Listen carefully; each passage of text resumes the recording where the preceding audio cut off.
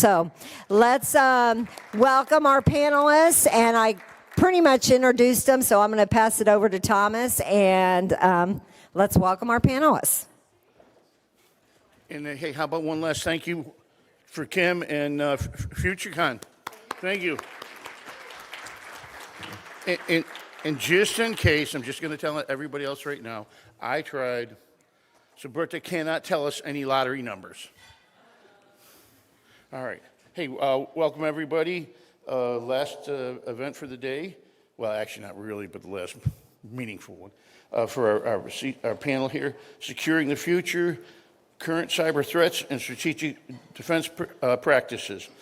We've met our panels here. Give a brief summary of yourself. Everybody, their bios are online, but anybody want to give a...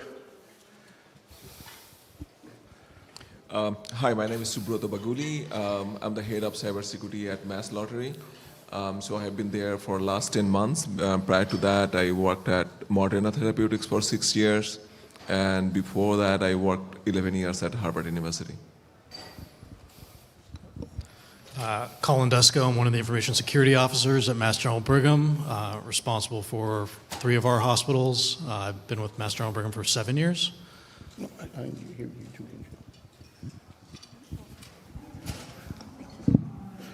Hi, I'm ShanShan, head of AI and data governance practice for GlobalLogic, helping clients to achieve the trustworthy AI practice. Thank you.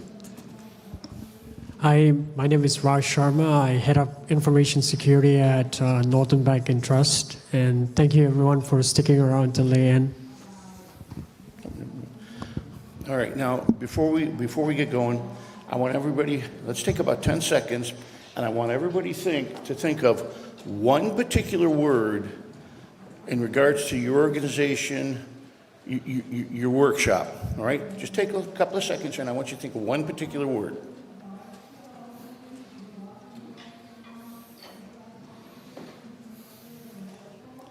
Now, the reason I ask you to do that is twofold. One is, I'm just curious because we've got a lot of material, a lot of topics we're going to go through, and I'm wondering when we're done here, how many of those words we actually might touch upon through this event. But the other reason I wanted you to do that was, so when you go back to your shops, what made you think of that particular word? And that might drive some initiatives or some items at your shop. So that's why I did that. All right, well, let's get started. First question is, with strategic and risk-oriented, and Subrata, this is for you. As the cyber threat landscape continues to evolve rapidly, as we know, how are CISOs recalibrating their risk models and security strategies to keep up? Thanks, Tom. If I go back 10 years, right, it's that whole model was very static, yearly done, looking at, what are the weaknesses you have and how the policy is written for vulnerability management, how you're going to patch it and all those things. So slowly I moved in 5 years back, the attacks, state-sponsored attacks started happening, and we started realizing, okay, that model doesn't help much because we are getting IOCs, and the moment we are getting IOCs from any kind of incident happens, so we are readjusting our threat model and prioritizing where we have to focus. And it became complete manual, and last couple of years I noticed this whole manual process derail your whole team because they have more tasks to do it other than their day-to-day tasks to cope up with it. If you're asking, we have to patch it in the next 72 hours for this one, so you have to pull the resources. But before even pulling the resources, you have to kind of identify where you have to do it, where you have to focus. So now I think the whole thing is we have the threat intels. The feed is coming from, say, CISA, KV, your own threat intel coming from Recorded Future or CrowdStrike or any other. And then, for us, we have MS Isaac, and we are getting the threat intel. So with all the threat intel, it became the model, risk model is kind of, we made it kind of automated, operationalized, So it's kind of giving you, like, every morning you go and look at your dashboards. It's basically telling you, hey, you know what? Today the risk is there, this place, and your patch, priority is from 30 days, it becoming 72 hours for few servers, few applications. So that's the way we kind of making it dynamic, this whole threat models, or how your, risk models. So your risk paradigm is shifting based on the TTPs that's coming in, and what vulnerabilities basically become weaponized by the actors. So you basically, based on that, you're readjusting every day, and it no longer your analysts are kind of finding it and doing it. It's basically completely automated. So even your patch engineer is getting it, the priorities on the day one, what they have to take it and do it. So no more it is going for escalation to upper in the management. Basically everybody knows that's the whole thing. It's kind of their day-to-day operation as the priority changes. Anybody else follow up on? No? Okay. Colin, this is for you. AI and automation in cybersecurity. I'm surprised there. AI is transforming both defense and attack. How are you integrating AI responsibly into your cybersecurity programs without introducing new risks? So I think everyone here can admit that AI has been very beneficial in their work lives as well as personal lives. I think the balance is really figuring out how to use these tools effectively. Our CISO is a huge proponent of AI, and goes without one day without him throwing a new tool on our Teams channel saying, hey, you got to try this out. Even if it's not with work data, it's just trying it in your personal life. The other way is making sure that people know how to use these tools, right? So we've actually been very beneficial in that we brought in a few of the mainstream AI tools in-house, Copilot, ChatGPT, to allow our workforce to use them, to understand how to use them effectively, to benefit their work, but also make themselves more productive.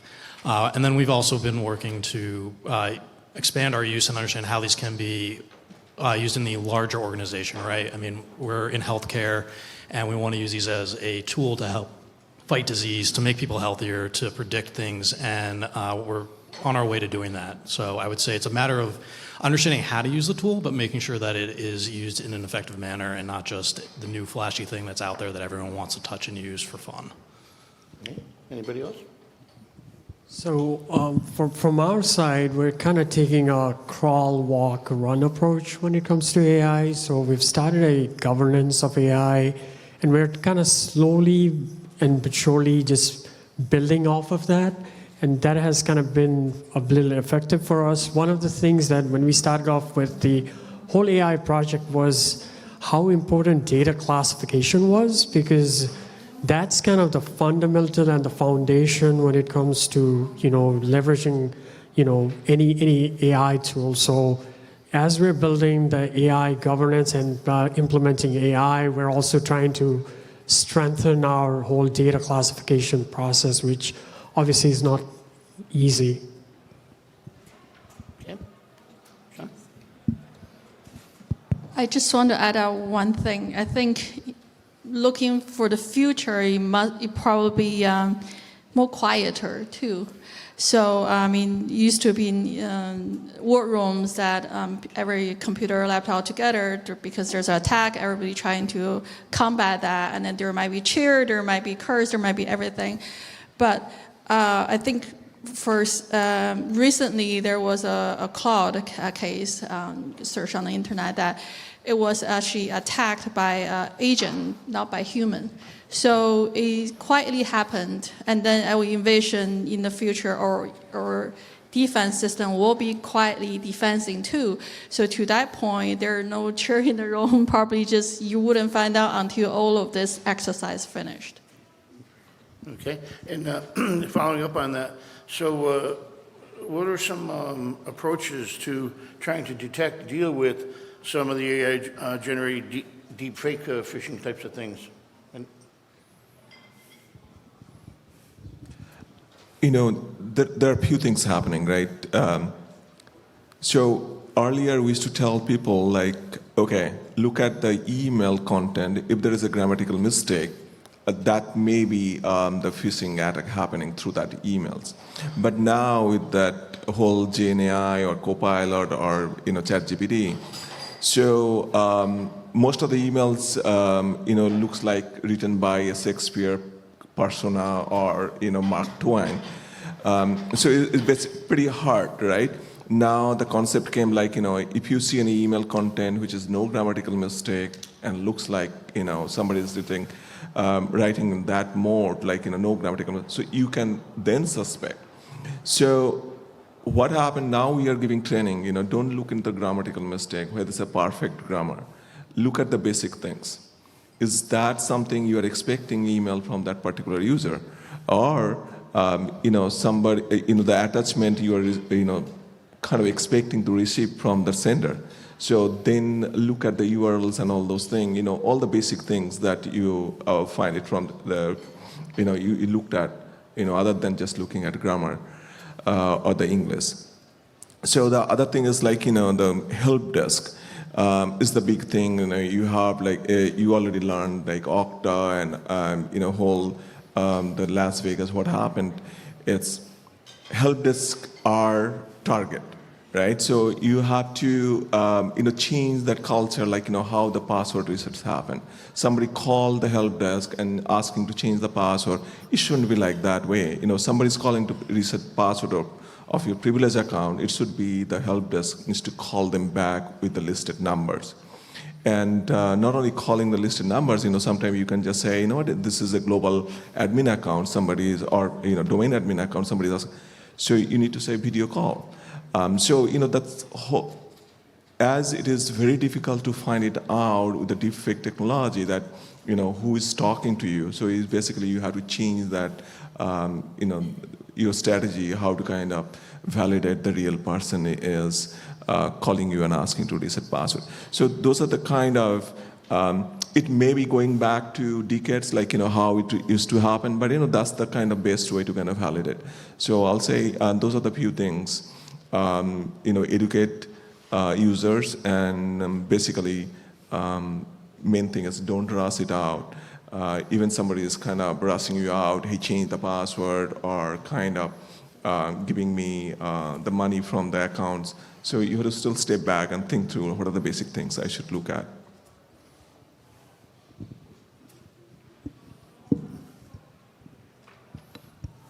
And just on the training piece with employees, I would say also stressing to them that sometimes it's the offer that is just too good to be true.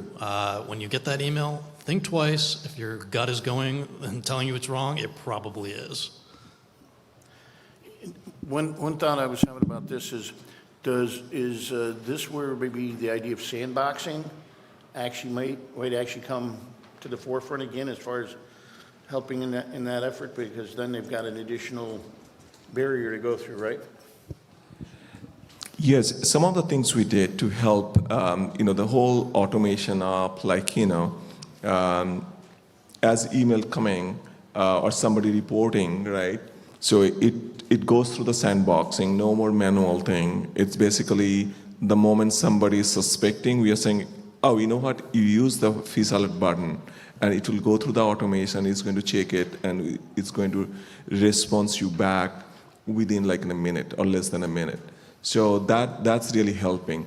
So the part of the education is like, if you are doubt at any moment, so don't think twice, use the fish alert button. There is, even that's most of the time false positive that you are suspecting.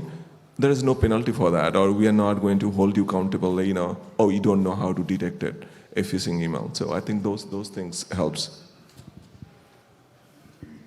All right, now somebody had to get the first honor.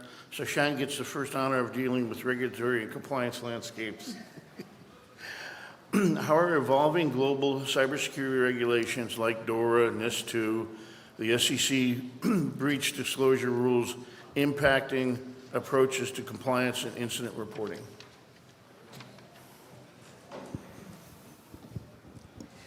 Yes, I think So one thing, the ones that you mentioned in common is the timing.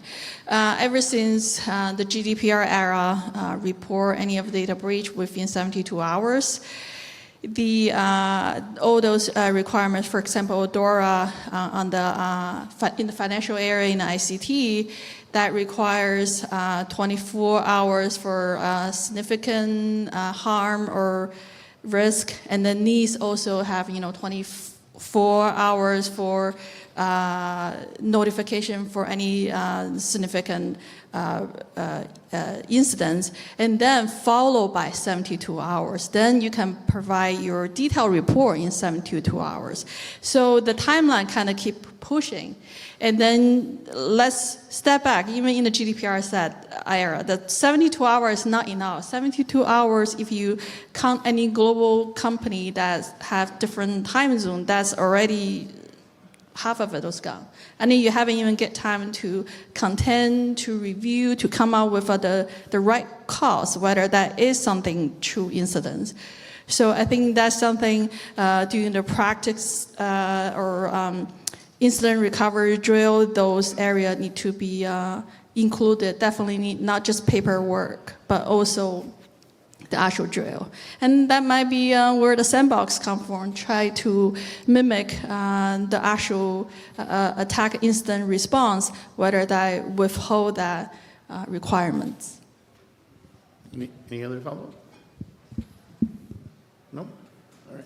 So just out of curiosity, has this resulted in anybody's, let's say playbook change process already with these updates and these rules? Has anybody seen that yet in their environment? No? Okay. Oh, and by the way, if anybody has a question, sorry, please feel free, raise your hand. Okay. We got a microphone coming over. And by the way, I'll give a plug to our state here. The state of Massachusetts actually, where is it? Out in Springfield and Bridgewater and Salem actually has created some cyber centers there, right? And one of the things that you can do there is you can actually go there and go through a breach process and basically kind of soup to nuts. So your organization and your management actually can become a little bit more aware of what's actually might be involved. So if anybody might ever be interested in that, reach out to one of the schools. They do a really good job. Okay, sir. Hi, so Anita from Broad Institute. One of the things that, as you mentioned, that AI, I'm going back to the AI piece because it's very popular in my world, in our world right now. When you come to AI agents, one of the things that have been very easy is like the phishing analysis. Are there any other simple, easy to implement use cases you've seen out there that you are willing to share for free right now that we can go and try to implement in our environments? I think there is a lot, right? So if you go through the threat intel feeds, right, it's a very time-taking process. So analyst spends hours to kind of doing the correlation between that your vulnerabilities exist, threat intel, and then whatever the email feed coming or what is the behavior, user behavior in your SASE or VPN platform. So so AI is definitely helps to kind of correlate all of them and give you like that feedback immediately, like exactly what's happening, where to pinpoint, and whether so one of the things is like you can then link all the tools and basically where to trigger the playbook, so that if you want to contain a device, you want to contain an identity, so you can actually make the decision pretty quick. Okay. All right, Raj, you've got cloud, zero trust, and hybrid work. As organizations continue embracing hybrid work and multi-cloud environments, how are you managing identity, access, and data protection at scale? That's a loaded question, actually. So I'll try to answer it from my perspective. One of the things that we have done is trying to centralize identity across all platforms. So ensuring that whenever we have a vendor, ensure that they agree with single sign-on or some type of a single identity, because that has made it somewhat simpler to tackle the problem of joiners, movers, or leavers within the organization. With regards to data security, I think it comes down to having a good data security posture management. There are different ways to do that, but we've kind of started, as I mentioned earlier, data classification is a big element that ties very closely with data security. One of the challenges that I'm having, and I'm sure a lot of companies are also having, is not human identities, but managing the non-human identities. And I think that's just gonna be one of the issues that we all have to tackle in the past, in the future, is how do we go about managing non-human identities? And then the challenge is, who owns that? Is it the business line? Is this IT? So that's one challenge that we're trying to tackle, because right now it's somewhat decentralized, meaning that APIs are tackled somewhat separately versus a service account versus certificates. So we want to kind of bring that all together and have somewhat of a centralized user access management process for non-human identities that we have not yet done. Anybody else? No? And by the way, he wants to know who owns it. I'd say probably like 90-some% of the time, the first person or organization that owns it is IT. And you resolve the issues for the rest of the organization. As a follow-up onto that, has Zero Trust lived up to its promise? Anybody? No. Okay, wait. Got a no out there? All right. No. Okay, just out of curiosity, how many people say no? No.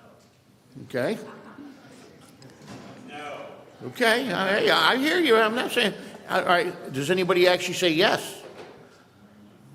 Boy, I think we got a lot more work to do in that regard.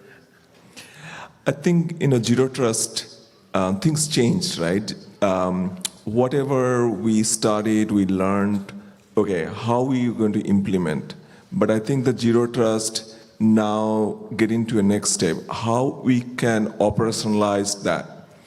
I'll give you one example like that we did. So we have EDR, we have SASE VPN, and we have our, the identity provider. So now what is happening is okay, we implemented microsegmentation, everything. But looking at, you have one user entity, identity for your intra and also for local. So now, if it is compromised on your, it's domain admin, which is also global admin, so this lateral movement you cannot stop with the microsegmentation. So you have to do the very basic things, can we separate that out? Same identity cannot be local admin and global admin. That's one, right? The other thing I did operationalize is okay, so if any device is compromised, okay, is that containing the device is good enough? I feel it's no. So it's a Zero Trust. So the moment it's compromised, the EDR should give the feed to the SASE and saying, that identity cannot log into our network, cannot go to anywhere else. So I think more than implementation, I think the operationalize the whole Zero Trust, it's going to give you the edge. And still, if you do that, then you can say, yes, Zero Trust is working. But without that, no. Still has more work to do. Has more work to do, absolutely.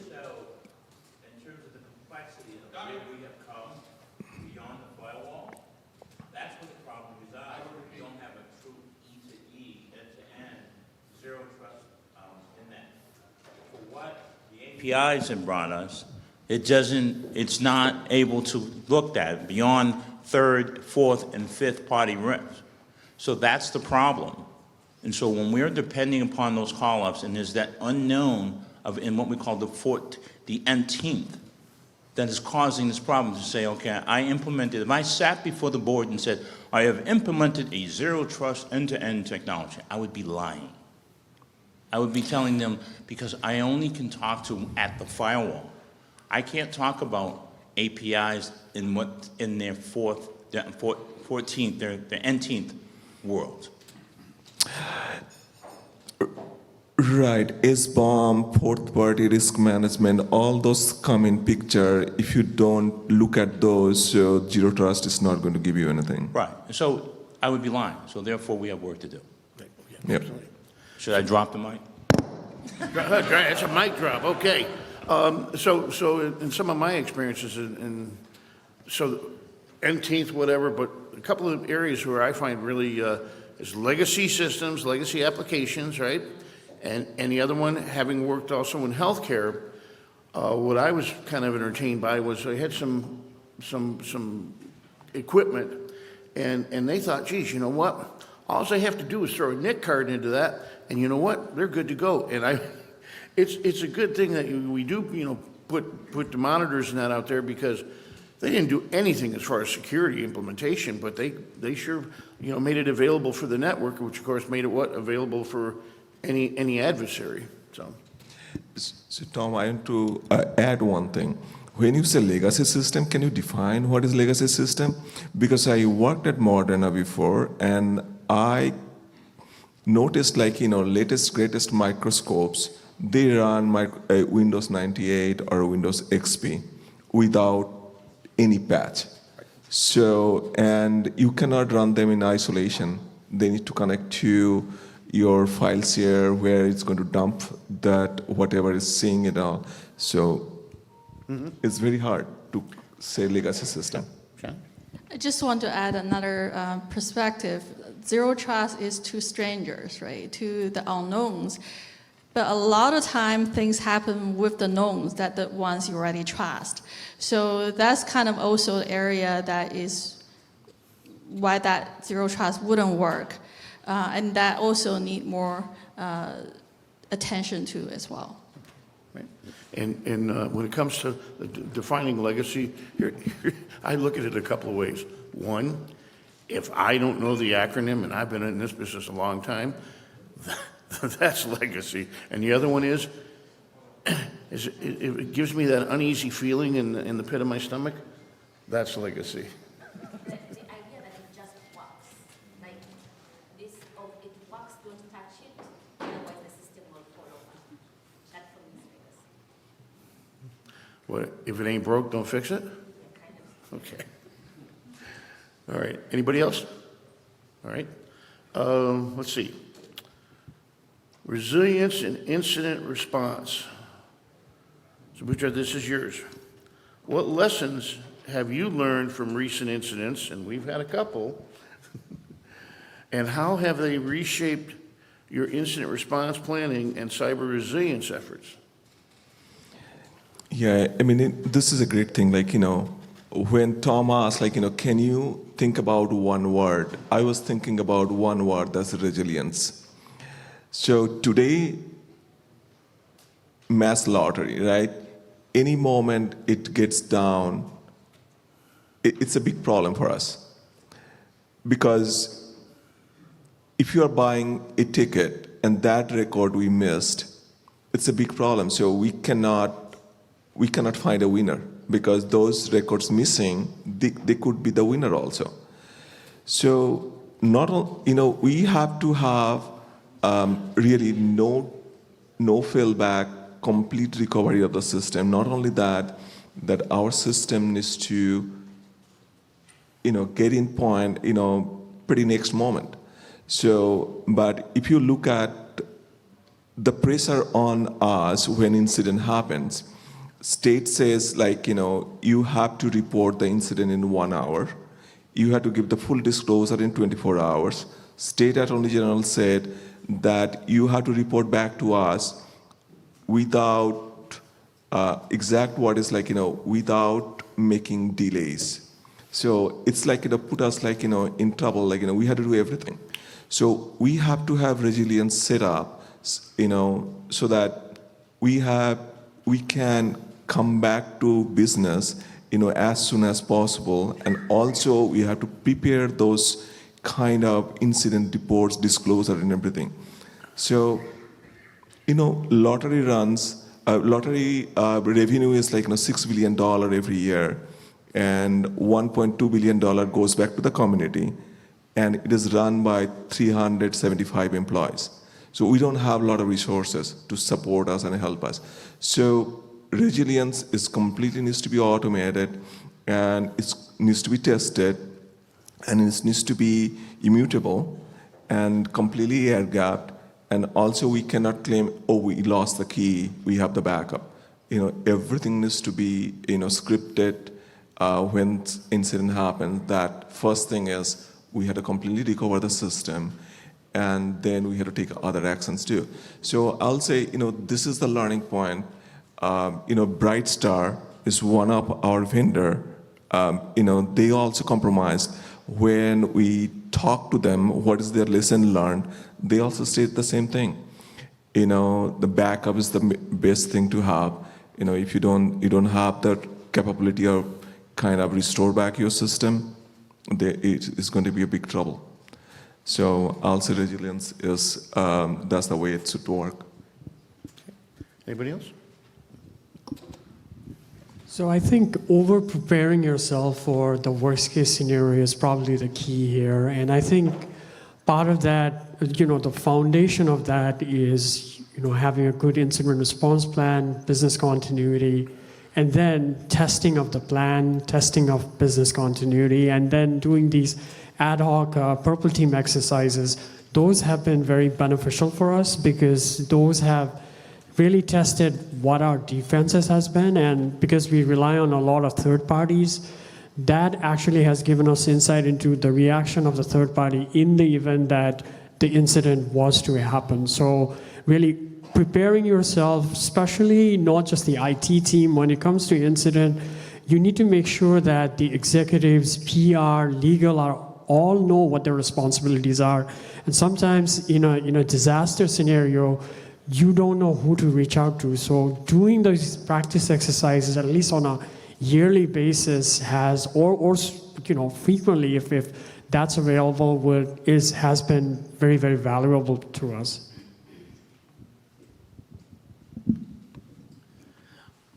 I would say being in healthcare, it's critical. That's the word I was thinking of.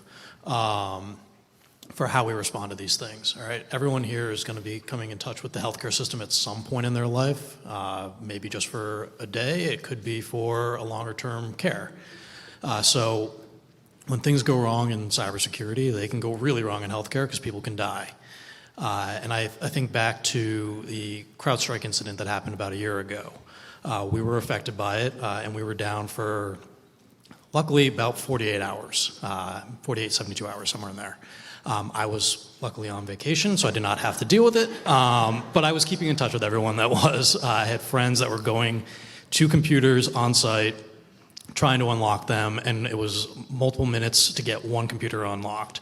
We eventually were able to develop an in-house solution that allowed them to unlock computers within a minute.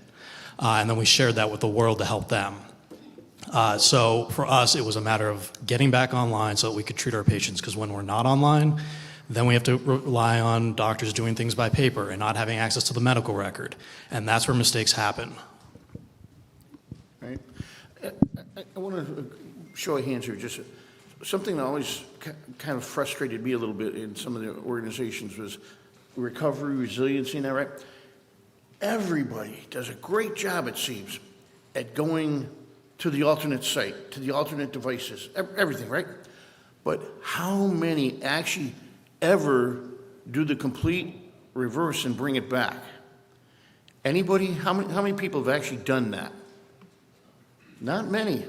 And I think that's like missing half the steps, but that's, I think, what needs to be done to ensure that everything does come back.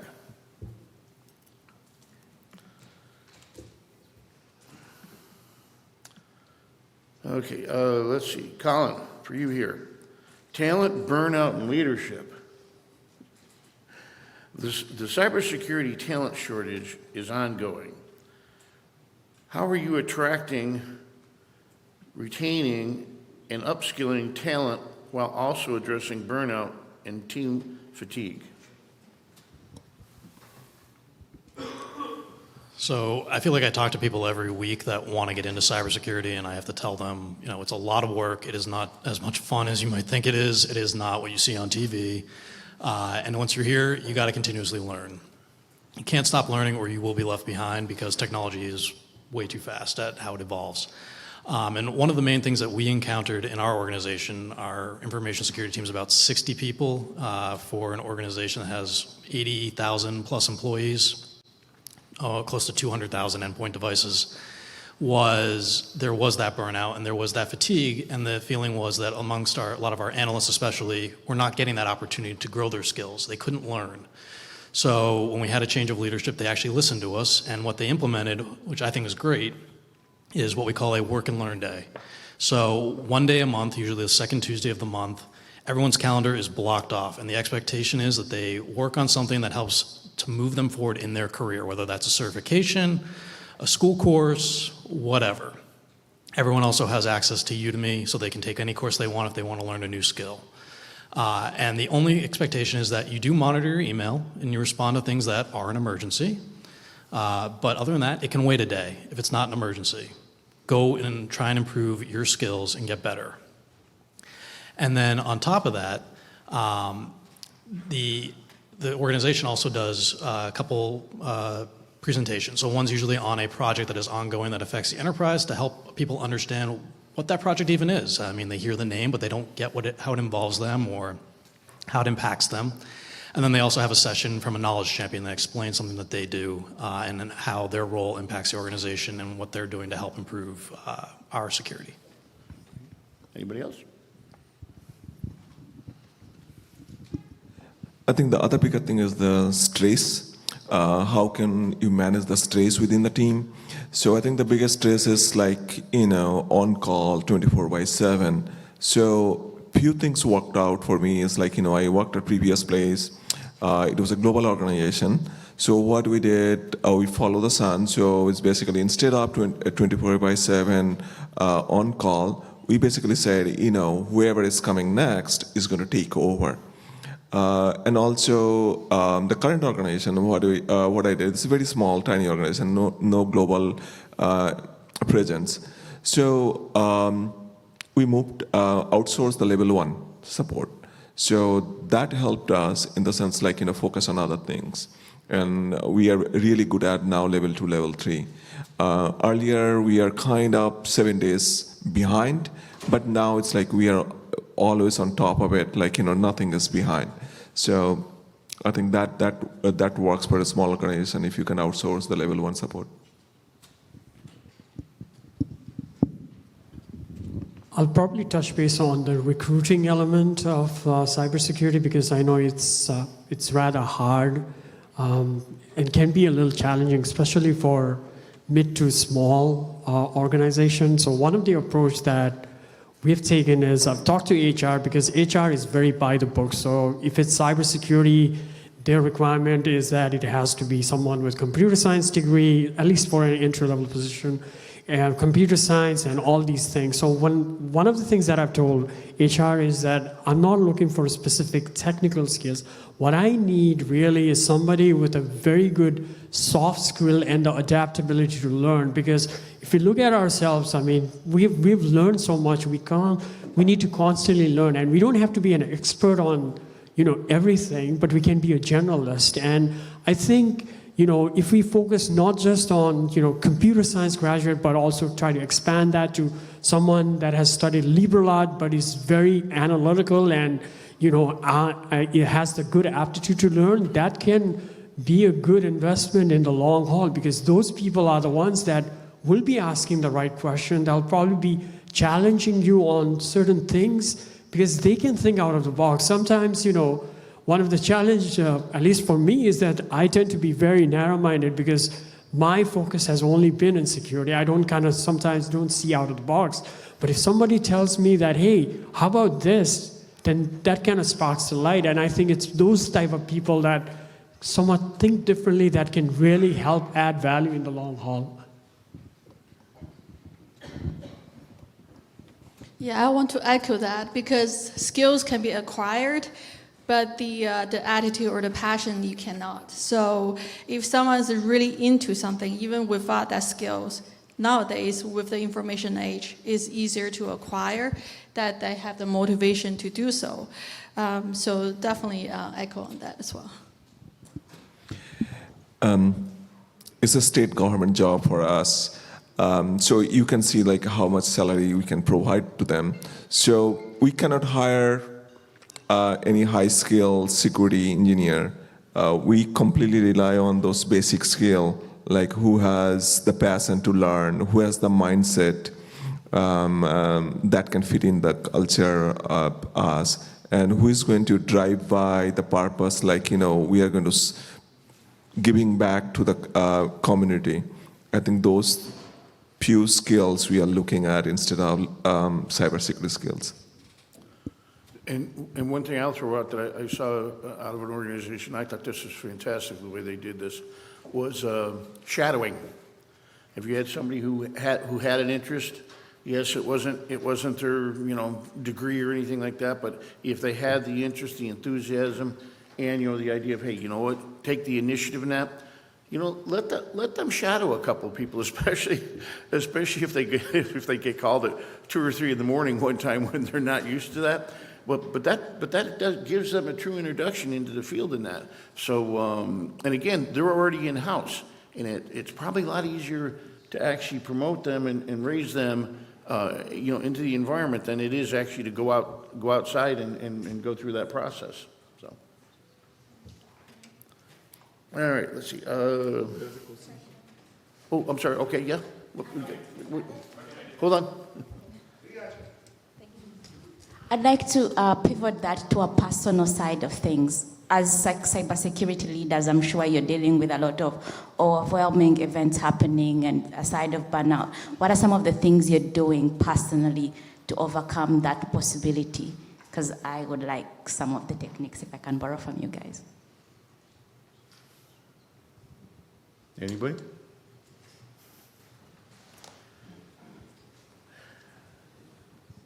Nice question.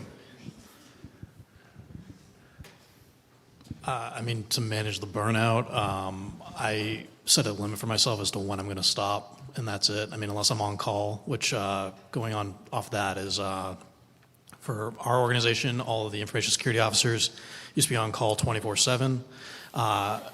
At the same time, made no sense when we all know the organization. So what we did was we actually pivoted and made it so that one person's on call for a week, and we share the load, right? So you're on call for 24/7 for a week. During the workday, if something happens, you give it to the site officer that needs to deal with it. If it's at night, you deal with it. Get it to a point where it can wait till 8 a.m. Then someone else takes over. But on the personal side, I just set a limit and I say, this is when I'm stopping for the day if I've had too much, and then I'll make up the time if I need to, and if not, that's it. And then I don't look at a computer for 24 hours. I think one of the things that have worked for me is not to take things personally. So if something wrong happens, it's not always your fault.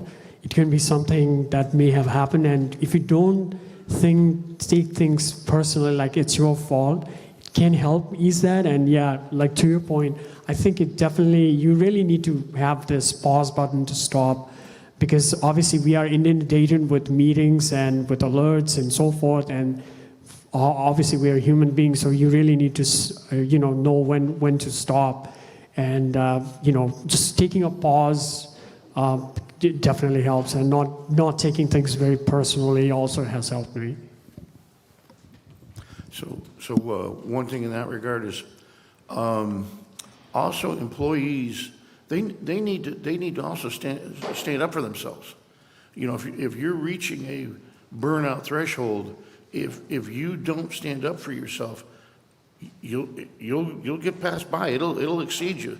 So, you know, if you're feeling anxieties or whatever, your employees are feeling anxieties, you know, have those discussions. And to that point, that should in some ways be part of yearly reviews. You know, you know, how do they feel about what's occurring, and that they don't get overburdened.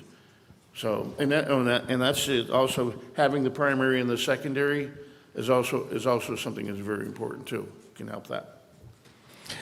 I think the other thing works. You know, instead of traditional one-on-one weekly doesn't work anymore. So the reason I felt, you know, you have, you know, 1 week is good enough time to burn out. So we have now morning stand-up. So we see, like, you know, who has what, how much workload. So we can actually recalibrate that. So we have, even say 10 minutes, 15 minutes, you will find it, that who has the overloaded, and you can recalibrate. Okay. All right. Let's see. This is going to open up to everybody. Future outlook and strategic vision. Let's get into the crystal ball. Looking ahead 3 to 5 years. We're all retired, but anyway, looking ahead 3 to 5 years, what emerging threats or shifts do you think will reshape cybersecurity, and how should leaders prepare now? I think what I see right now with the AI, the most of the attacks is going to get success. So without human interaction, human assistance. Because right now, I was actually watching one demo. So you are writing one attack, right? So as an attacker, right? So then you see like it failed. Now you have to readjust, and then you have to do it again, run it again. So I was looking at how prompt engineering evolved. So you are writing prompt. If it fails, write a prompt that can run the next attack. So that is evolving, and that is happening right now. And this is going to continue. And I don't know what is the GenAI today, and it may be GenAI version 2, version 10 in 5 years. But this is going to be, the automation is going into the next level. So as it happening, running those kind of attack is going to learn what is your strength in your environment. And based on that, it's going to tweak, it's going to run again. So this whole thing, like, you will have no time, because it is completely automated AI attack. So you don't have a time like, okay, somebody attacked me, I have to do something. So you also have to do something similar way, that if this is happening, now what next will happen, like in a chess game. So if this is the move happen, so next move is coming, so that should be also automated. So the other thing is, like, we are talking about quantum computing, and that may be coming in 5 years. And if you are not ready, finding it out, all the cryptographic keys and everything, that needs to be updated, modified. And I don't know how many of you already listed all the cryptographic keys you have that you need to change based on the upcoming the cryptographic logic. So that's there. And the other thing is, like, the climate-based attack, like, when hurricane is happening, everybody is busy, no one is close to that, your computer, even your cyber team. That may be the time, all the cyber attackers is going to attack you. So, if you are thinking the human-based defense is going to work, it's not. So I think that's what I felt, it's upcoming, and we have to be ready for that.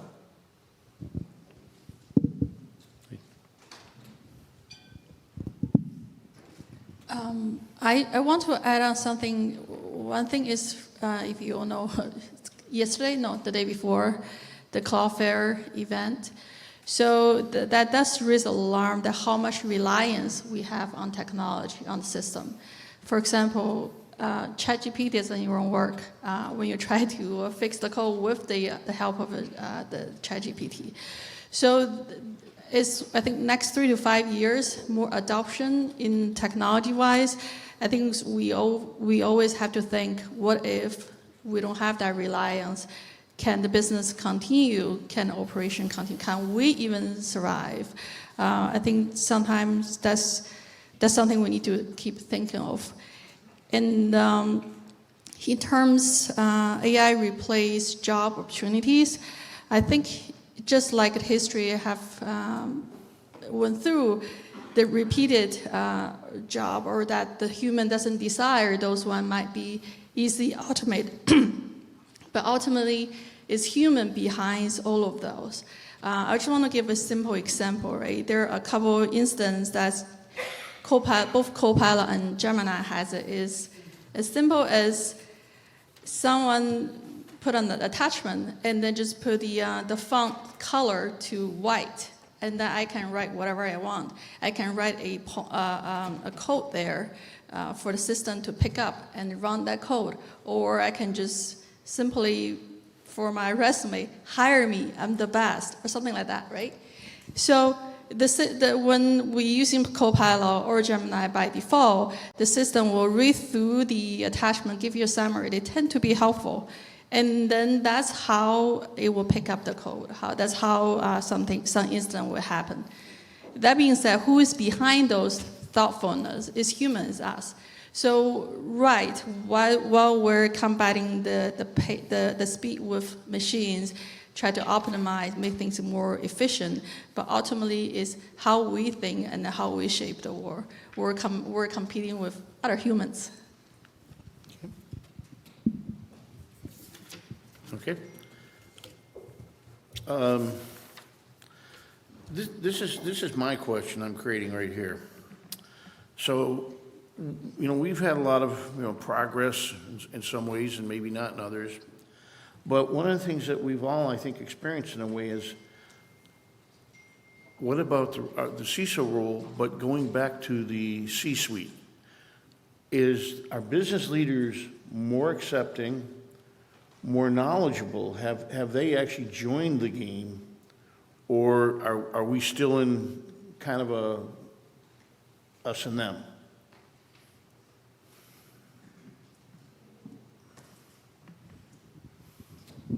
So I think they're starting to get it, but they don't fully get it.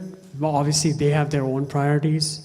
So it's, I think, trying to find a balance and showing that you're more to support the organization and the department that is trying to do certain initiatives. So portraying yourself as more of a business partner that needs to know.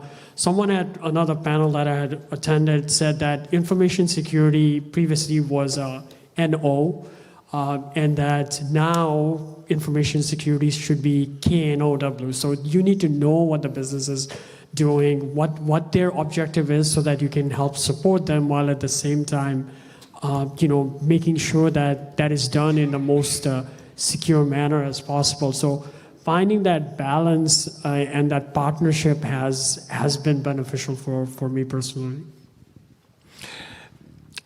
I can add to that. It's like, so when we are writing a cybersecurity risk, until, let's say, a headline in the news channel, no C-level or boardroom members, they don't understand or they don't pay attention.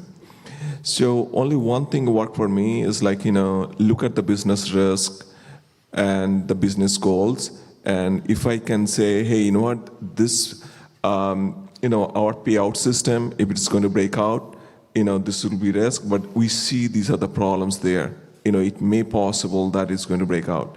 The other things like, say business goal for us for next 1 year, upcoming, it's like, we are going to go online, iLottery. So then basically I say, hey, to safeguard that iLottery initiative, we need these things, because if you don't have it, these are the risks. So it's going to delay your thing, and or within first month you have to go down. So I think that helps them to understand, but they don't understand the vulnerabilities. They don't understand 0-day. they don't pay attention to it. And then I have here clients mention that we don't want to say because of compliance, we have to address this compliance issue. We don't want to say because there's a possible breach or security issue, that's why we're doing all of this. They want to say we're proactively doing something because we want to have better revenue, better customer relationship, and better market share. So sometimes I think we just have to step into the shoes of the other party to see what they really care about. If the bottom line is what they care, is this proposal adding value? Is this kind of somehow has an impact to their perspective? So that's why for all the compliance, all the risk people out there, whenever you walk in the door, just like quiet. That's something that we're continue work. We're actually adding the value to the whole business process. I'd like to add one thing. When audit happens, it's very painful. I joined 10 months and 3 audits I went to. I know it's very painful, but I was very eagerly waiting to take the opportunity. What the finding comes, I'll get the money. So sometimes some of the things comes painful. I think it's an opportunity for you. Colin, you got anything there?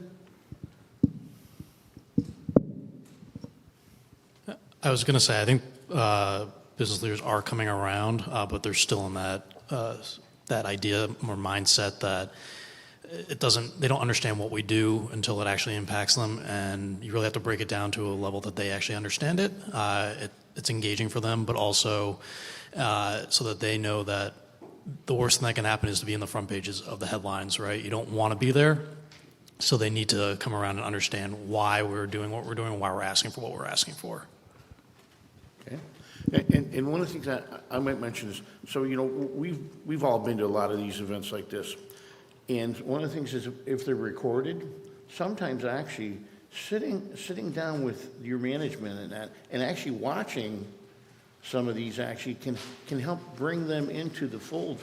That it's not just you, it's not right, and it can be. I think it can be very eye-opening and awakening for them. So that's something I would just mention. If you want, hey, let them learn, let them see. You'll kind of almost become involved with it then. Okay, so we're close to wrapping up.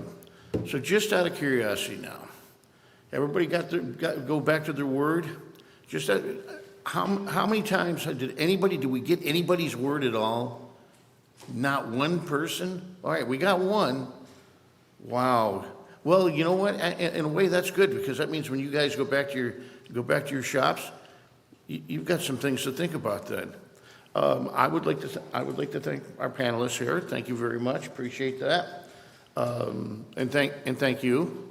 It's a long day. We're about ready to relax and enjoy it. And then the last thing I want to say is, hey, have a really safe and happy holiday next week. Thank you.